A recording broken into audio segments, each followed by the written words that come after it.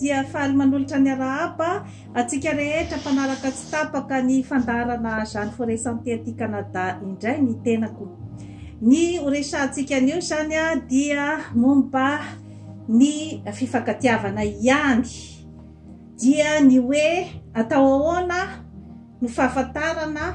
fa natao anao ny olona iray, satria ny fifankatiavana dindrotota ihany no mamolavola azy io, ary ny zava-misy sy ny zava-miseho manodidina anao sy ny fifandraisana no mitondra ny fifankatiavana matomatotra kokoa izay mety andeha any amin'ny fiarahan'ny olon-droa mandramaty. Inona sy inona daholo zany ireo hoe karazan-javatra izay mamolavola, mapetipety an'io fitiavana io. Misy karazany efatra zany ny hoe zavatra tokony ananan'ny mpifankatia zany eo amin'ny fifandraisana, dia voalohany indrindra aloha zany ny ataontsika hoe 4A, izany hoe tsy maintsy misy ny atao hoe admiration. Manaraka dia ny hoe tsy maintsy misy ny atao hoe amant, izany hoe endrikendrika mpifankatia tena izy zany. Ary misy ny atao hoe amitié, ary ny manaraka azy dia ny avenir. Ireo zany no hoe 4A izay tokony isy zany eo amin'ny fifandraisan'ny olona anankiroa vao afaka andeha any amin'ny hoe fifankatiavana maharitra ao anatin'ny fitiavana sy ny fifanajana, ary dia ny fitiavana izay azo velombelomina mandramaty. Satria mantsy ny zava-misy zany dia ny hoe tereko masaka fotsiny zany io karazana fitiavana io de tsy mila kolokoloina, tsy mila jerevana ny ankolafiny zavatra maro ka ho adiaditsika zany io hoe teny efatra 4A io. Atombokitsika zany amin'ny hoe admiration. Inona ny finosin'ny teny hoe admiration? Izany hoe mba afaka apisy ny hoe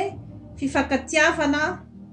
maharitra zany dia tsy maintsy tokony misy zany io karazana hoe fankatoavanao ny olona anankiray, tsy maintsy misy ny hoe mahafinaritra anao lay olona, mahafinaritra anao ny fomba fiteniny, mahafinaritra anao ny fomba fandehany, ny fombafomba fiakanjony, zany rehetrarehetra izany, ny mombamomba azy, tsy maintsy mba misy mipetraka aloha zay zavatra zay amin'ny fifantonan'ny olon-droa. Dridradridra moa zany hoe ho an'ny lehilahy zany no tena anolorako an'ity fandarana ity, ny amin'ny hoe ahoana ny safidiananao ny vehivavy hiaraka amakivaky aminao ny fiainana.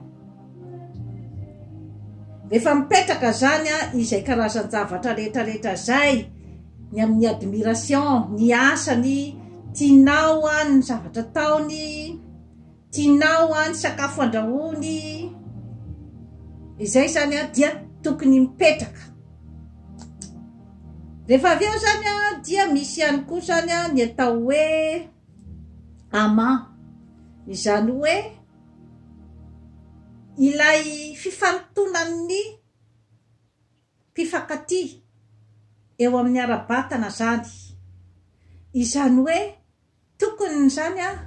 hoe olona vehivavy izay tena hoe mba manitona anao zany eo amin'ny resaka ranofo, ka mahatonga anao zany te hahita azy foana, te hiresaka aminy foana, te hifamipihina foana, te hifanafosafo aminy foana amin'ny fotoana rehetra zany. Izany hoe tena laninao tanteraka zany izy, ary indridradridra zany eo amin'ny firaisana ranofo zany dia misy ny ataontsika zany hoe karazana hoe zavatra mirindra zany. Efa nazavaiko teto ny hoe firaisana ranofo mirindra eo amin'ny mpifankatia. Tsy maintsy tokony hipetraka zany izay karazan zavatra zay, inona sinona daholo ny kody izay mipetraka mba hatotosana ny firaisana ranofo mirindra. Dia ny lehilahy ny masony azy zany no mandeha voalohany andehanana any amin'ny firaisana ranofo. Nen'ny vehivavy indray zany dia eo amin'ny resaka hoe fihetsem-po, zany hoe rehefa mahay manampitamby azy ny lehilahy, rehefa mahay maneho fitiavana, ny fanajana sy ny sisa zany, ny resaka romantisme, zany zavatra rehetrarehetra zany no mitarika ny vehivavy andeha any amin'ny firaisana ranofo mirindra. Zany rehetrarehetra zany dia ilain'ny fifankatiavana daholo mba apatezateza sy apetipety azy. Zay zany ny hoe resaka amant. Miditra zany tsika amin'ny amitié. Mba apetipety ny fifandraisana dia tsy maintsy mitoetra zay hoe amitié zay. Zany hoe olona izay afaka mifanara-tsaina, olona afaka hoe mifampi-comprendre rehefa hoe misy zavatra tao, ary mifanazava rehefa misy ny zavatra tsy hitoviana hevitra, dia mandeha foana zany any amin'ny hoe maromaro tsiraisana. Izay zany ny hoe karazana hoe finamana, zany hoe tokony koa zany ilay tovovavy zany mba ho sahala amin'ny namanao izay atokisanao, hitantarahanao, fahorianao sy ny fahasoavana sy ny fiainanao ray manontolo, ary olona zany izay eritreretinao fa andray an'izay fiainanao izay mba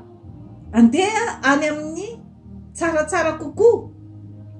mba olona afaka hamafa ny ratrapo tamin'ny fiainanao, mahay miaina. Zay daholo zany no ao anatin'ny finosin'ilay hoe amitié. Izany hoe tokony zany mba hisy karazana hoe namanao zany no tena ohatrany hoe fahenonao ny fiarahanao zany amin'ilay vehivavy. Ny farany zany dia ny hoe avenir. Izany hoe rehefa miaraka zany amin'ilay tovovavy ianao zany ratovolahy, dia efa mba eritreretinao zany ohatraohatry ny ahoana zany ny aveniranao zany miaraka amin'ny tovovavy io. Satria ao anatin'ny avenira zany dia ny hoe ny fanorenana tokantrano, ny fananana taranaka, ny fiarahamonina miaraka amin'ny manodidina sy ny fianakaviana.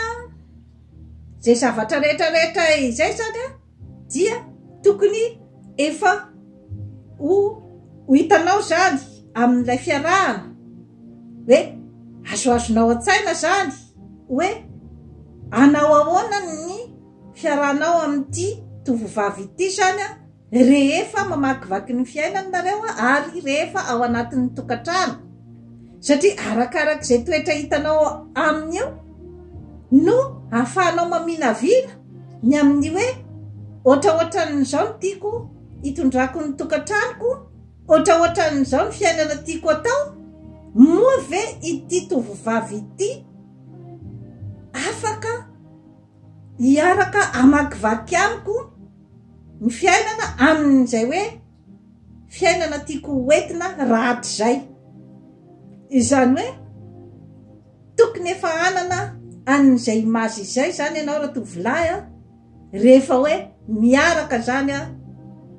amina tovovavy iray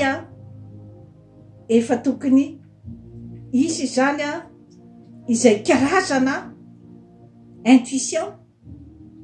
sy ny karazana sary mihetsika zany izay efa ho hitanao zany mandritry ny fiarahana aminy. Ka raha tsy feno zany ireo hoe fepetra efatra ireo na mba ataotsika zany hoe eo amin'ny 3 za zany no mba misy, tsy voatery akory hoe afeno an'izay fepetra rehetrarehetra zay, fa mba hoe ny 3 quart zany no misy de fa zava-dehibe. Satria matsy raha ohatra ka raisiko fotsiny ohatra zao ny atao amin'ny hoe ama, ohatra io fotsiny zany no zava-misy eo amin'ny fifandraisanareo mpifankatia rotota zany. Izany hoe akoatry ny orokoroka sy ny firaisana ranofo izay mafilitra dia mafilitra, dia ohatrany hoe tsy misy zavatra mihitsy zany akoatran'izay hoe mba manitona anao zany any amin'ilay zazavavy. Eo zany dia efa tokony mametra-panontaniana hoe tsy natao aty zazavavy ity, satria zany hoe izy zany tsy admirenao, tsy ao anatin'ny olona zay hoe mahafinaritra anao zany ny fombafombany sy ny fiaim-piainany sy ny zavatra rehetra ny aminy, dia efa azo lazaina fa tsy natao anao izy zay. Raha ohatra zany atao amin'ny hoe amitié zany, dia tsy mba misy mihitsy zany ny hoe zavatra mba hitanao amin'ilay vehivavy zany, ny hoe mba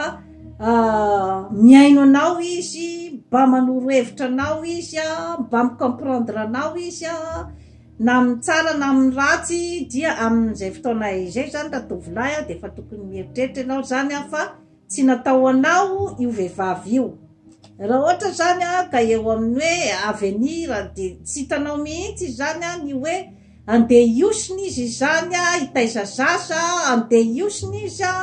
ny amin'ny hoe fikarakarana tokantrano sy ny fifandraisana amin'ny fianakaviana ohatra, fa dia tena hoe ilay ataotsika zany ny amin'ny terme hoe tena ilay madio tanana na ilay terme hoe snob ohatra, dia tokony mieritreritra ihany ianao raha ohatra ka fiainana tsy ohatraohatran'izay zany no omenao azy sy iarahanao aminy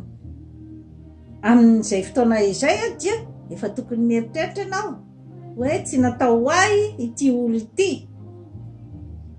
Raha ohatra koa raisitsika zany ny hoe resaka amitié fotsiny ohatra zao no hoe hitanao miaraka aminy, izany hoe izy zany dia tena lay hoe miaino anao tsara ny tovovavy iray ary dia misy zany ny hoe karazana fomba fijery mitovy ny fiainana. Misy zany lay atao hoe âme sœur,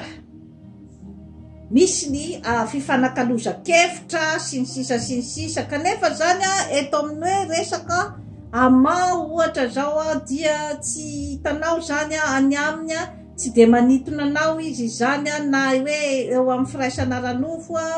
tsy dia misy loatra zany ny hoe ny admiration anao aminy. Zay zavatra zay kapa zany dia tsy ho hitanao ao koa zany ny hoe avenir, raha ohatra zany ka hoe resaka amitié fotsiny zany no iarahanareo. Mety ihany koa zany hoe olona izay mitondra ny admiration, tena mahafinaritra anao mihitsy zany ny fombafombany, ny fomba fiteniny, ny fihetsiketsiny, ny fomba fiakanjony sy ny sisa zany aty ivelany, izay tena manaitaitra anao tokoa. Kanefa zany eo amin'ny resaka hoe amitié zany tsy mitovy hevitra mihitsy nareo roa, ary dia tena tsy mitovy mihitsy ny hoe karazana fomba fijery ny fiainana sy ny hoe projet d'avenir zany. Tsy misy zavatra iraisana mihitsy fa de hoe mahafinaritra anao fotsiny zany ilay olona de izay fotsiny mahafinaritra anao fotsiny ny fombafomba ny ety ivelany amin'izay fotoana izay dia tsy afaka ianao ny ahita ny hoe karazana avenir zany ao amin'ny tovovavy iray izay zany no fanombatombananao zany ny hoe olona mety ho afaka zany amakivaky ny fiainana miaraka aminao. Misy ny fomba rehetrarehetra izay mety ahitanao an'izany zavatra rehetrarehetra izany amin'ny alalan'ny hoe rehefa miaraka mahandro nareo dia mba hitanao zany hoe ohatraohatran'izao zany ny fomba fandrahoany move tena ao anatin'ny itiavanao azy tokotrany ve ny fomba fandrahoany. Zay zavatra zay nefa dia tsy hoe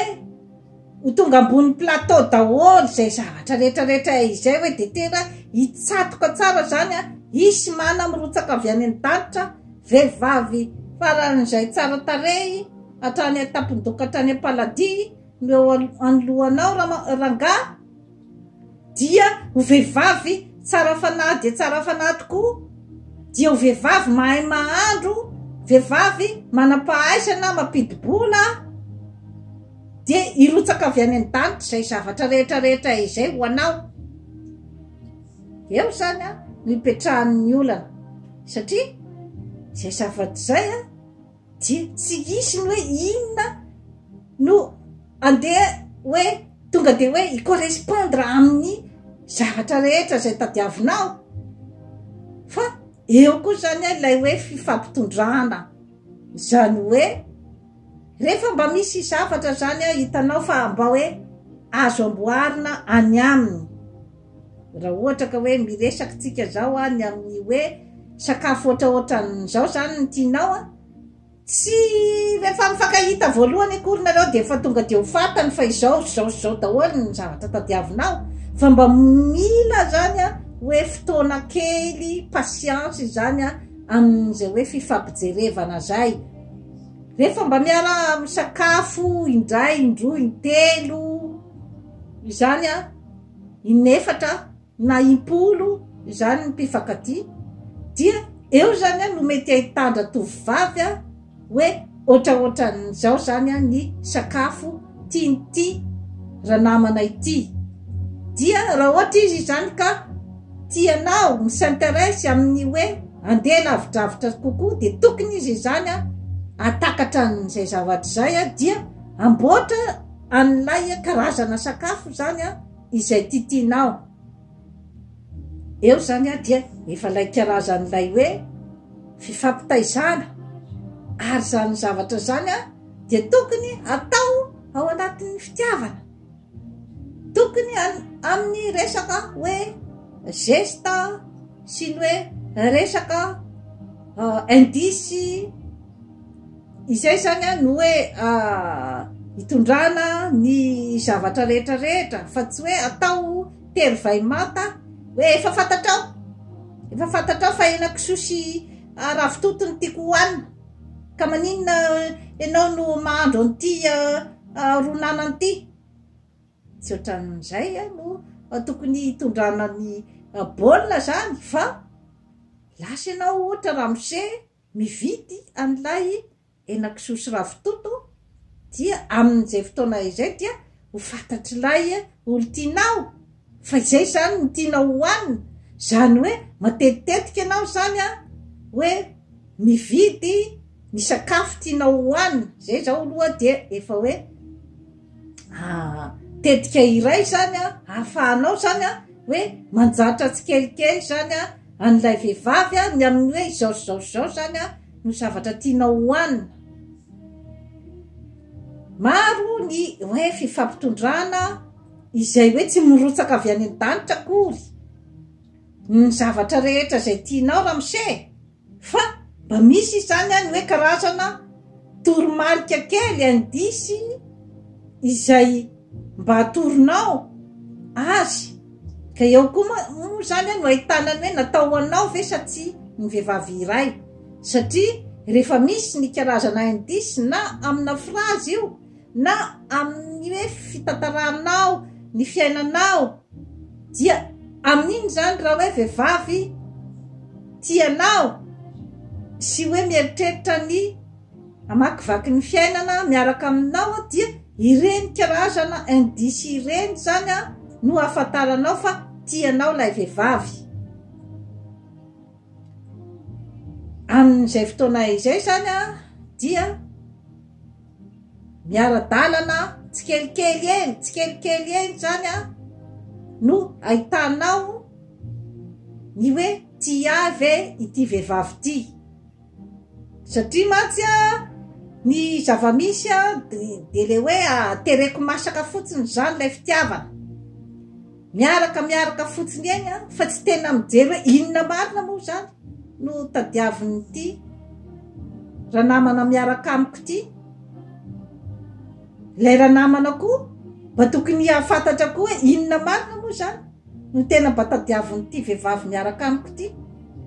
satria rehefa tsy mety zany andeha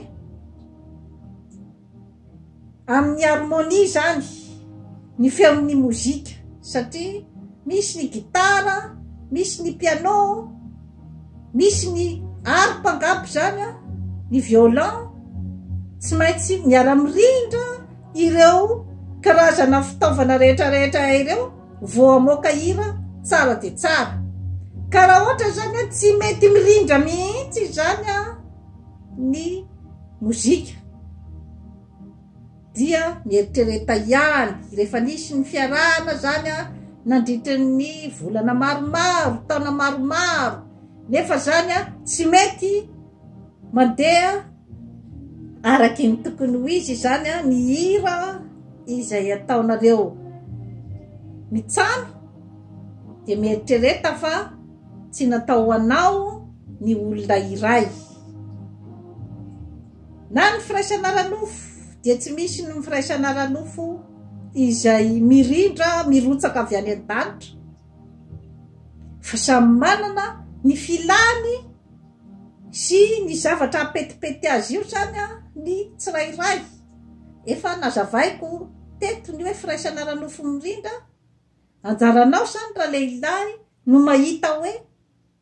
ohatry ny ahoana sy ohatry ny ahoana zany no mba mampirindra ny firaisana ranofo ataoko miaraka amin'ity vehivavy ty. Dridradridra zany dia ny hoe fandomana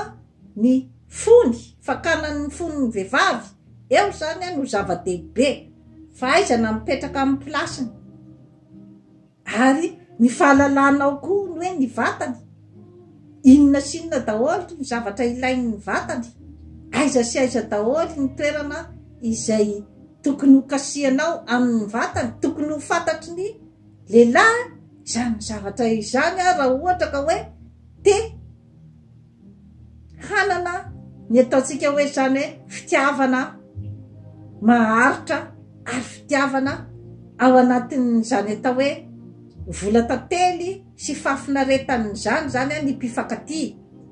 ary ny hoe mba ampaharitra an'izany fifankatiavany zany, satria isika olombelona ihany ene no mamolavola azy io. Tsy akinona mivitana sy anjara 100% ny zavatra rehetra, marina fa hoe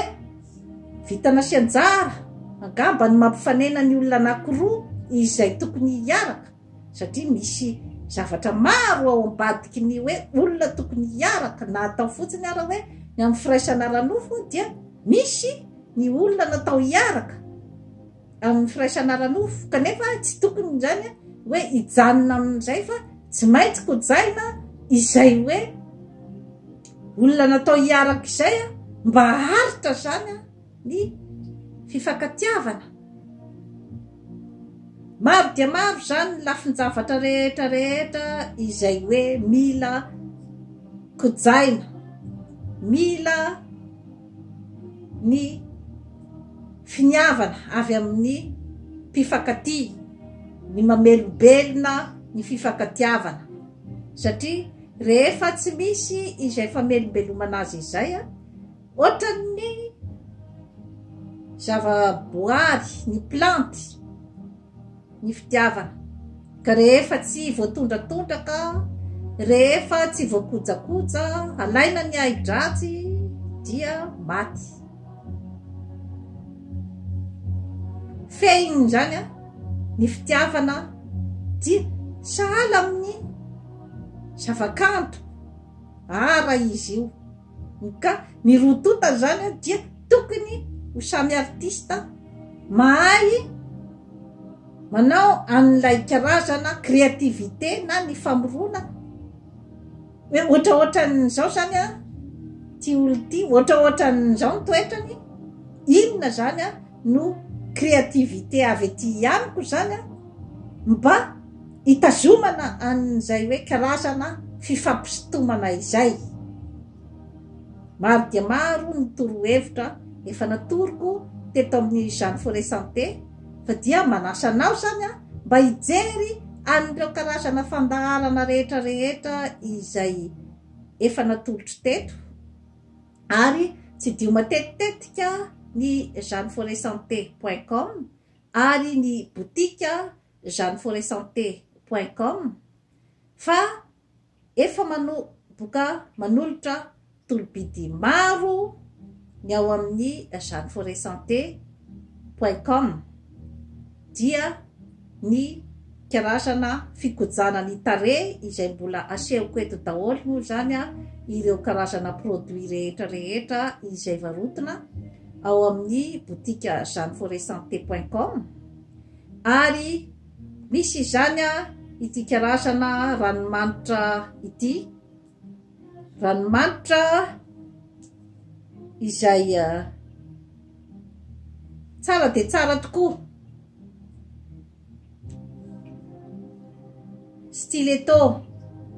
stiletto rouge vita ao amin'ny Ferrera izy zany a ity ranomanitra ity zany a dia atolotro ho cadeau ho an'izay mividy zany a zavatra ao amin'ny botika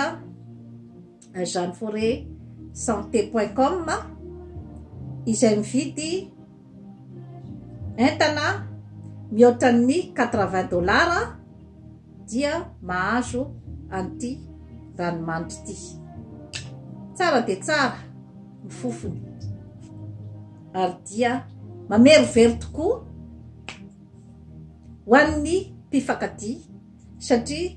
ny ranomanitra dia mamoa fo ny karazana zany a ny hoe romantisme sy ny karazana fifampisintomana eo amin'ny mpifankatia ary dia mahatsaratsara ihany koa zany a ny fandehanana any amin'ny firaisana ranofo dia toy izay indray a tompoko lahy sy tompoko vavy no azo natolotra anao an'io manaova abonnement amin'ny Jeanne Forêt Santé aty Canada fa hanatsara ny fiainanao veloma tompoko